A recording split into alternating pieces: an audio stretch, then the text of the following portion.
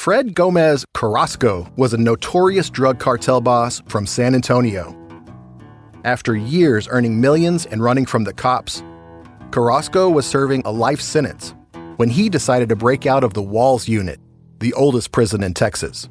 Carrasco and two henchmen took over the prison library. They held teachers and librarians captive as Carrasco bartered for his freedom. Now there's only one way that these people will see the light again, and that's for you to cooperate. The standoff set off one of the worst hostage crises in American history, the 1974 Huntsville prison siege. This will be our last day to live if somebody doesn't come through and help us. They're desperate men and they mean business. He's fixing to shoot me. I'm fixing to die if you don't do something right now. And the rest of us in there are going to die too. These people don't have anything to lose and they're serious. And it's all on tape. Fred, the governor's on for you. The governor wants to talk to you. He can shove it. From Imperative Entertainment, this is Standoff. Dead or alive, I'm going out. Listen wherever you get your podcasts. This podcast is intended for mature audiences. Listener discretion is advised.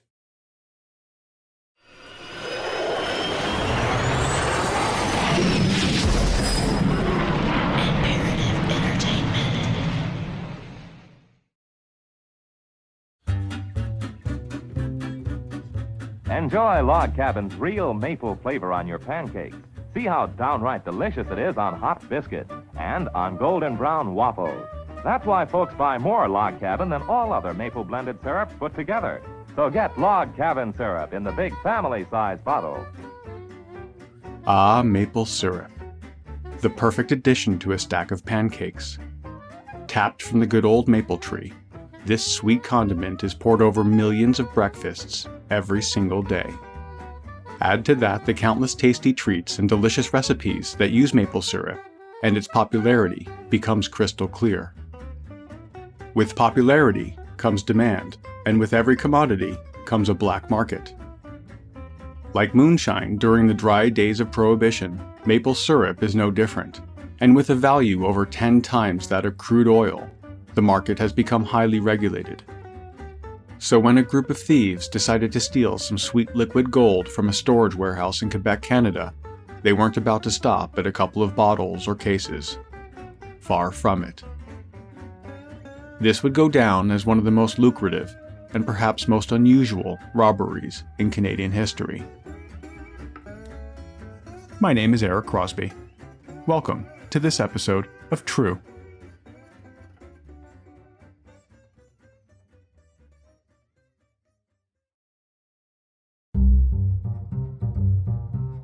Canada is the world's largest supplier of maple syrup, with the majority of production taking place in the province of Quebec.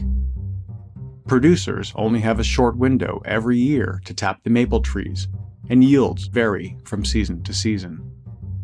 In an effort to stabilize the supply, distribution, and marketing of the sticky good stuff, in 1996, thousands of Quebec producers formed a collective called the Federation of Quebec Maple Syrup Producers. The FPAQ now represents more than 3/4 of the world's syrup supply. While they're generally perceived as helpful to the industry, because the Federation tightly controls prices, sets quotas, and imposes hefty fines on those who sell their product independently, the organization has been described as operating like a cartel. It's even been called the Maple Syrup Mafia, with its tight grip over Quebec's roughly $500 million a year industry. Gradually, this heavy-fisted control has led to a booming underground syrup market. Every high-value product has a black market. The black market of maple syrup. So to ensure the supply during a bad year, the Federation created the International Strategic Reserve. This maple syrup stockpile would guarantee that no pancake was dry during those lean harvests. To store the massive amount of syrup required, the FPAQ rented several large warehouses located in small towns throughout Quebec. These warehouses were filled to the rafters with 56-gallon barrels of maple syrup, tens of thousands of them per warehouse, each one weighing over 600 pounds. each one containing roughly $2,000 worth of syrup. At any given time, a warehouse could be holding $30 million of maple syrup. Security at these warehouses was minimal. They were often guarded with nothing more than a padlocked fence surrounding the property. The FPAQ had decided against the use of surveillance cameras or security guards. Why wouldn't they? Who would want to steal maple syrup? 43-year-old Avik Caron owned a warehouse 2 hours northeast of Montreal, Quebec, just off the Trans-Canada Highway. In 2011, the FPAQ went to him, desperate to find storage space for a large portion of their reserve, and he was more than happy to accommodate. Caron didn't know anything about the maple syrup industry, but from the moment the Federation delivered its first shipment of syrup-filled barrels, Caron, who had a long criminal past with alleged connections to the mafia, started seeing bigger dollars than just from the rent he was charging. He knew an opportunity when it fell in his lap. By the time all the barrels were safely delivered and stacked, Caron had put his plan to steal the syrup in motion. For the whole thing to work, he would need help. He approached a transport driver named Sébastien Jutra, who in turn introduced him to 38-year-old Richard Valliere, a black market syrup broker who would be responsible for selling the product. Valliere was no stranger to the underground barrel running trade. Although he was never charged, he was the main suspect in a 2006 syrup robbery, valued at over $1 million. In June 2011, the group of would-be thieves met to devise their plan. An elegantly simple scheme developed that would involve stealing barrels of syrup, transporting the loot far enough away where they could siphon off the sweet liquid, fill the empty barrels with water, and return them to the reserve before anyone was the wiser. They would then sell the stolen merchandise to legitimate distributors. Within a few months of the Federation's syrup being delivered to the warehouse, the criminal operation began. If you're looking for a new true crime podcast to binge, I've got one for you. Set in Indianapolis in 1977, American Hostage is a suspenseful true story starring John Hamm as Fred Heckman, a beloved radio reporter who is thrust into the middle of a life-or-death crisis when a hostage taker, Tony Kuritzis, demands to be interviewed live on his popular news program. Stay tuned after this episode to hear a preview of American Hostage. Geico asks, how would you love a chance to save some money on insurance? Well, of course you would. After all, who doesn't love a great deal, right? And when it comes to great rates on insurance for all the things in your life, Geico can help. Like with insurance for your car, truck, motorcycle, boat, and RV. Even help with homeowners, condo, or renters coverage. You could save even more with a special discount when you bundle your coverages. Plus, the easy-to-use Geico mobile app available 24-hour roadside assistance and more. And choosing to switch to Geico becomes an easy choice. Switch today and see all the ways you can save with great rates and discounts. It's easy. Simply go to geico.com to get a rate quote, or contact your local agent and get started seeing how much you could save.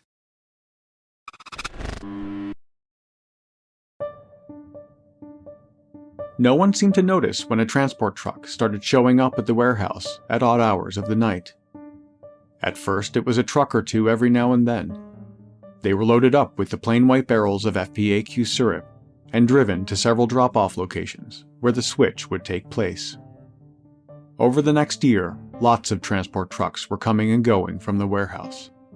The increased activity might have seemed a bit unusual, but the site was storing maple syrup. Maple syrup. The majority of the black market syrup headed east to the province of New Brunswick and south of the border to Vermont. From there, it was moved to numerous distributors around the world. As more and more barrels were stolen, the criminal organization grew.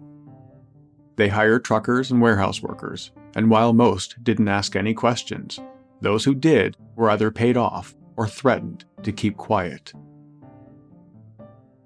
The ambitious plan was being executed perfectly. With Richard Valliere's connections to buyers, the group was able to sell a staggering amount of the valuable product.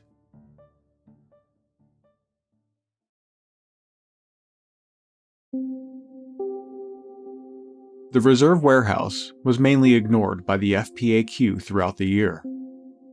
The only thing the criminals needed to concern themselves with was the Federation's annual inventory audit. They knew it was coming, and they were confident they had everything covered. They had replaced the water-filled barrels to their original spots, made sure all the appropriate labels were on each one, and they even dimmed the lights in an effort to hide any scuff marks or dents left by their forklifts. The annual audit was simply an interruption in their otherwise smooth operation. But with so many barrels shuffled around for so many months, the thieves were a bit concerned that just maybe they could miss something. With the warehouse inventory around 16,000 barrels, it was impossible to be completely sure. Some of the gang started to show their nervousness. Text messages recovered from burner phones revealed their growing anxiety. Days before the expected audit, quote, "We have a problem. It's urgent. Are you there? A guy from the Federation saw the truck." More texts. "The middle row. We weren't able to put them back exactly in the same place." "Calm down, please," read another text. "I am calm," said the reply. Not to be outdone by the weird fact that they were stealing maple syrup, the gang reportedly registered their burner phones as characters from the Star Wars movies.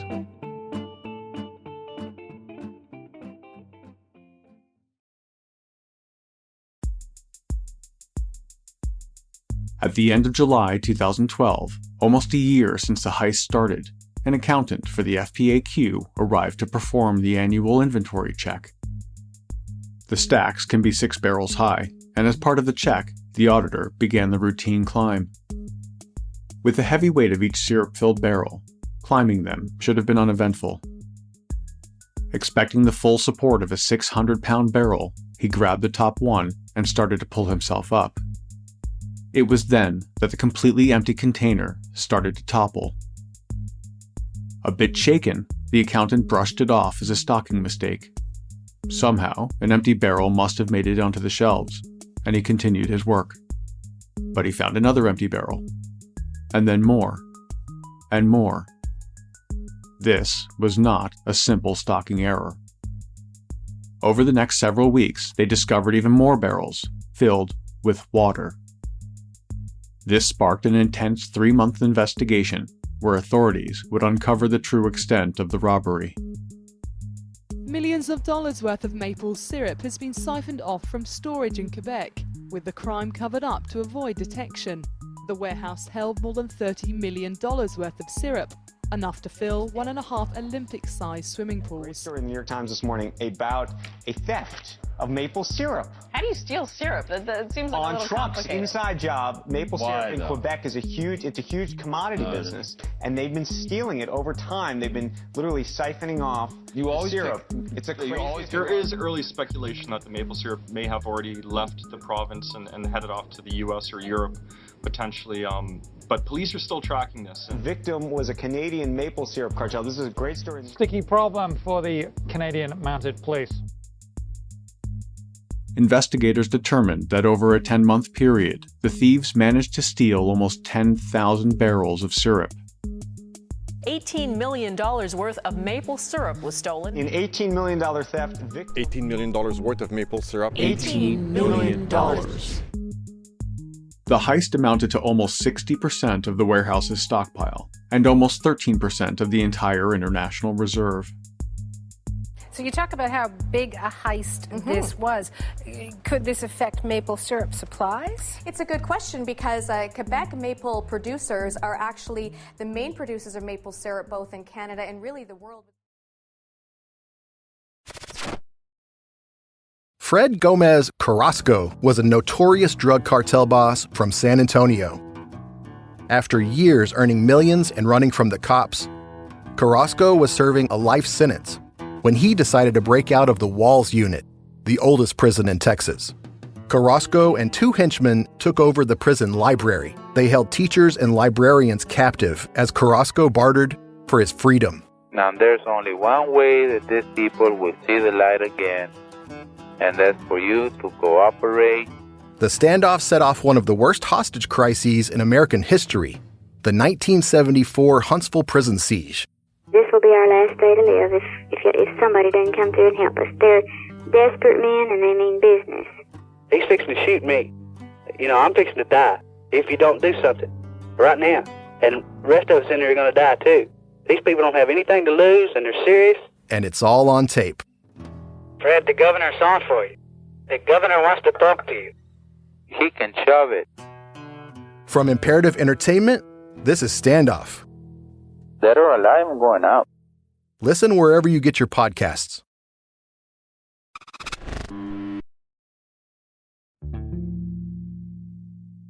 When investigators began looking closely at the tampered barrels, they noticed dents and scrapes left by a forklift that obviously wasn't Federation approved. The FPAQ uses specialized forklifts that gently move barrels without leaving any marks. Investigators canvassed local businesses that rent forklifts and found the first link in the criminal chain: Sebastian Jutra.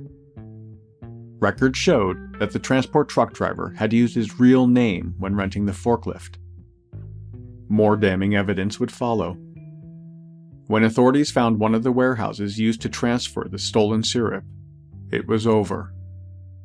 Investigators found barrels with Richard Valliere's name on them, right alongside Federation barrels.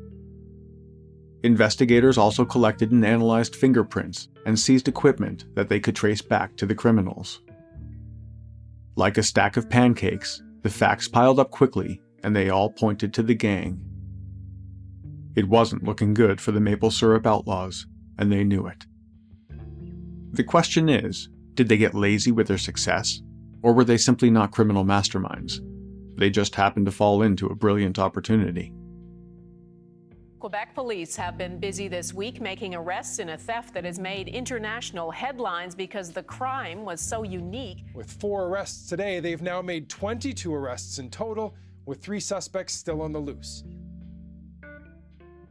As the investigation wrapped up, authorities had interviewed over 200 witnesses, executed 40 search warrants, and ultimately charged 26 people with various fraud, theft, and trafficking offenses.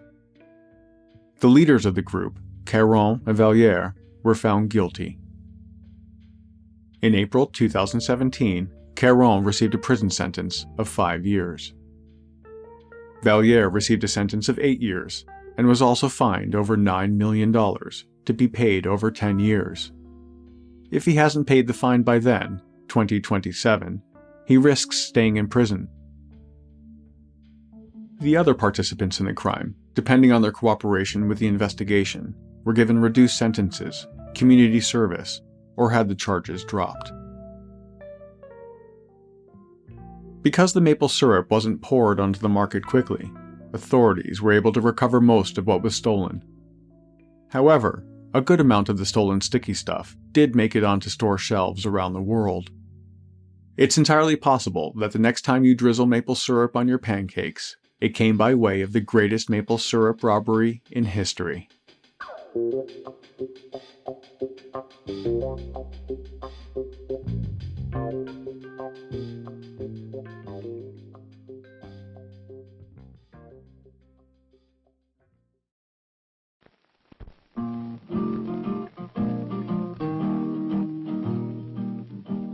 Aunt Jemima pancakes without her syrup is like the spring without the fall. There's only one thing worse in this universe. That's no Aunt Jemimas at all. Aunt Jemimas without Aunt Jemima syrup? That's ridiculous.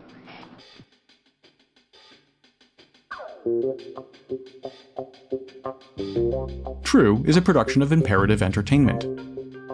This episode of True was researched and written by me. The executive producer is Jason Hoke of Imperative Entertainment. Cover art and design was created by Jenna Sullivan. True was created and is produced by me. Comments? Questions? Get a hold of us at podcasts@imperativeentertainment.com.